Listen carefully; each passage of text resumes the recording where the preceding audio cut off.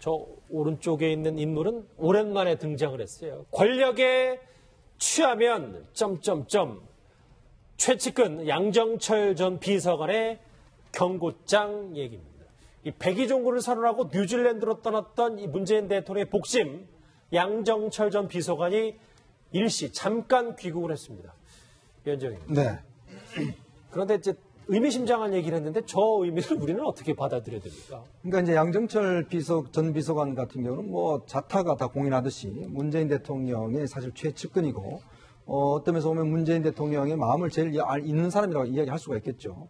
근데 지금 이제 그러니까 청와대가 이제 들어가고 난 다음에 본인은 이제 사실은 모든 걸 버리고 사실 유진을 떠났지 않습니까? 그렇죠. 근데 지금 이제 아들 군 입대 문제 때문에 잠시 들어와 있는데 이제 이 이야기 자체가 상당히 좀 의미 깊은 것 같아요. 왜냐하면 지금 문재인 정부가 들어서서 이제 처음에 조각을 하고 뭐 아직까지는 조각이 완전히 끝났지 않지 않습니까?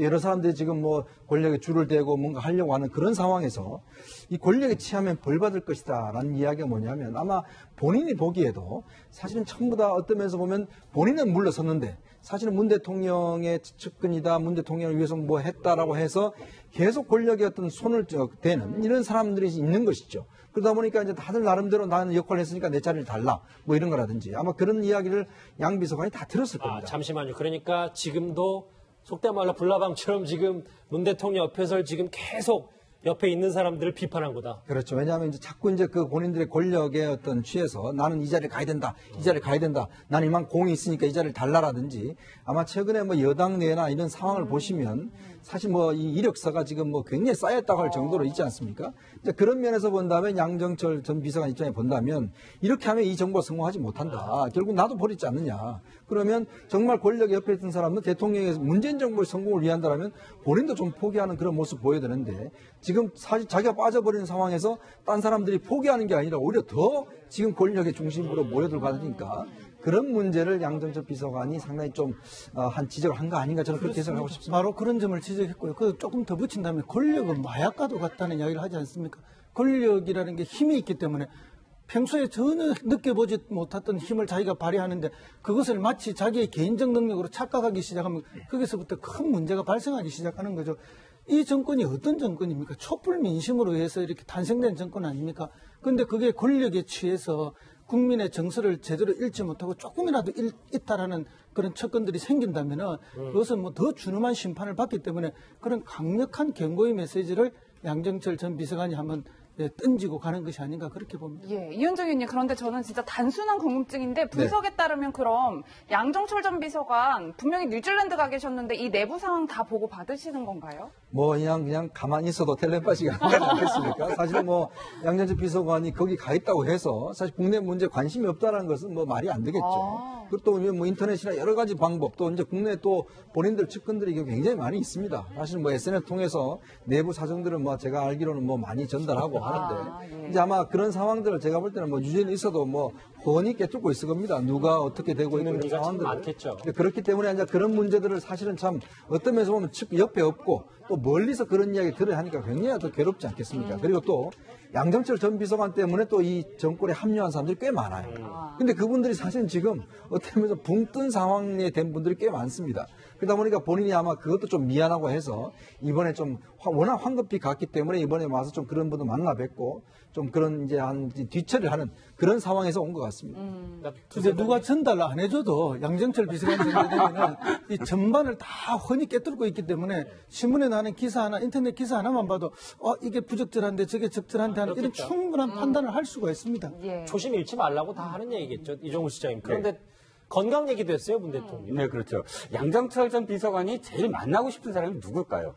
저는 문 대통령이라고 봅니다. 그러니까 정치적인 의도 말고 정말로 그렇게 모셨던 사람이고 보고 싶죠. 진짜 예. 대통령 됐는데 대통령 이후에 한 번도 못 만났잖아요. 예. 그런데 실제로 주변에서 권했답니다. 아니 뭐 그 다시 뉴질랜드로 떠날 건데 잠시 인사라도 드리고 가라 했는데 절대 그러지 않겠다라고 하면서 사실은 자신이 모셨던 주군에 대한 어떤 건강 걱정 그것으로 죽음이라는 표현은 너무 그렇습니까? 어쨌든 뭐 자신이 모셨던 후보, 그러니까 대통령에 대해서 사실 하고 싶은 이야기를 그냥 건강을 빌려서 했다. 그러니까 뭐 한 방미하고 바로 또 주의식 가고 하는 그런 타이트한 일정 때문에 건강을 주변에서 좀 챙겨야 된다. 건강 좀 쉬시라고 해라라는 말로 애둘러 사실은 자신이 모셨던 대통령에 대한 그런 메시지랄까요? 내가 돌아왔습니다 하는 그런 메시지로 전 들렸습니다. 양정철 전 비서관은 이 목소리 문 대통령이 들었는지 모르겠네요. 사실 사흘간의 짧은 휴식 마치고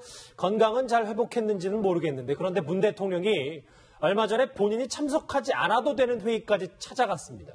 그게 무슨 연유인지 영상으로 한번 준비를 해봤습니다.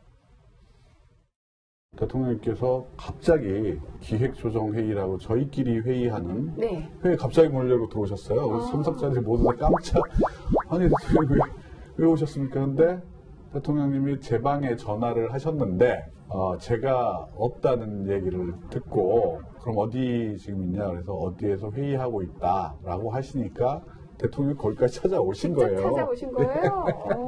그래서 거의 참석자들이 모두 다 깜짝 놀라서 순간 네, 뭐 저도 회의하고 있는데 사장님이 문 열고 들어오시면 정말 깜짝 놀랄 그렇죠. 것 같은데 직원들이 긴장을 많이 해야 될 것 같아요. 그렇죠. 뭐 옛날처럼 본관에 떨어져 있으면 걸어서 5분 걸리는 거리 아닙니까? 그러면 뭐 대통령을 만날 이유가 없는 거죠. 그리고 이제 상급자는 항상 하급자를 불러서 자기 방에 불러서 보거든요. 상급자가 하급자의 방에 가거나 회의실에 가는 경우는 이 공직사에 있을 수 없는 그렇죠, 룰입니다. 예. 그럴 때 가면은 공무원들이 깜짝 놀라요. 저도 부지사 할 때 각 그 과장님들 계신 방에 직접 몇 번 가봤습니다. 그럼 다 놀래가 뻘떡 일어납니다. 그런 대통령 교수님이 아닙니까? 결례를 범하셨군요. 네, 제가 결례를 보는 거죠. 근데 사실은 한번 가보고 싶은 생각도 있어요. 어떻게 일하고 있는지, 어떻게 무슨 말을 하고 있는지. 근데 대통령이 이제 가까이 계시니까 이게 청와대 비수동은 건물이 3층밖에 안 다 낮은 건물입니다. 그러니까 한 층만 내려가면 직원들이 다 일하고 있고 그리고 층마다 조그마한 회의실들이 있습니다. 회의를 많이 해야 되니까. 근데 이제 이거는 기획조정 회의니까 회의실이 조금 큰 데서 했을 텐데요. 이제 열고 들어가는 이런 회의는 뭐 비서실장이 참여하나 그렇지 않고 관련 수석 몇 명, 관련 비서관 몇 명 이렇게 하는 회의들이거든요. 근데 직접 대통령이 문을 열고 들어왔으니 참석자들이 다 깜짝 놀랄 수밖에 없죠.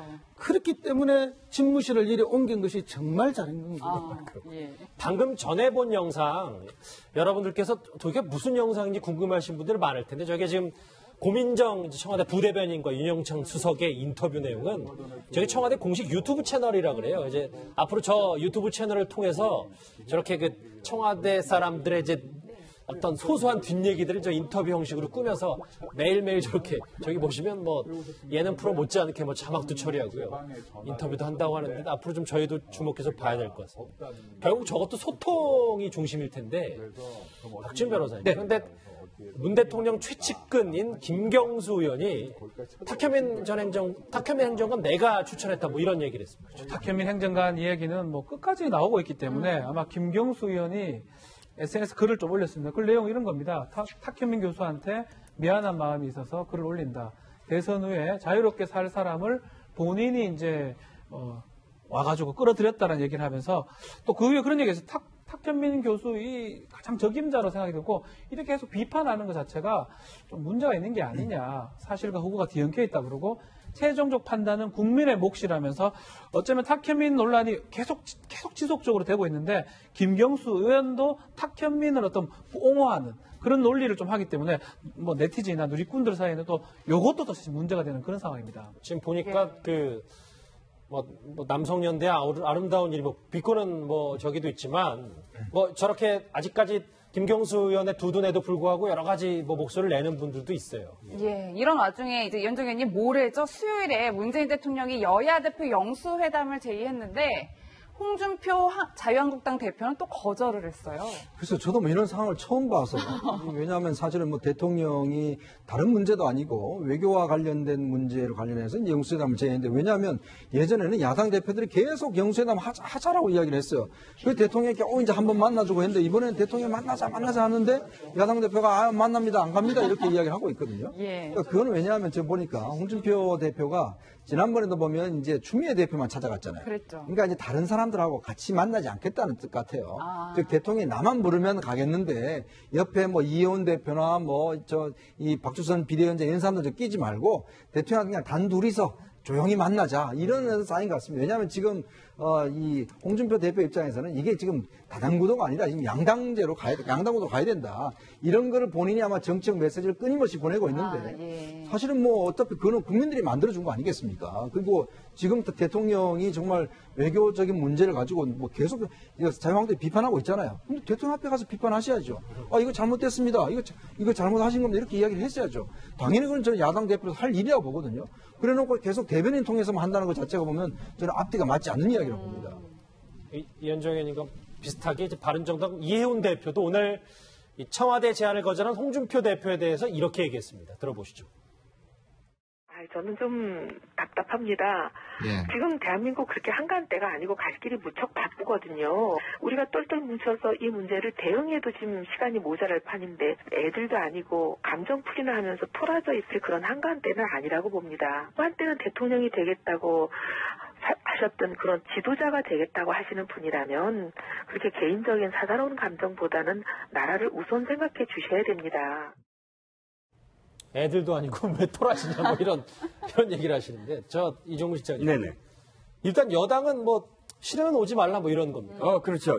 그런데 일단 청와대는 끝까지 설득을 하겠다. 이를테면 한미 FTA 때문에 얼굴을 붉히지 않겠다고 하신다면 의제를 바꾸겠다까지 해서 설득을 하는데 근데 안 오신다면 이 회담 자체가 사실은 굉장히 큰 어떤 문제가 아니기 때문에 그대로 강행할 가능성이 큽니다.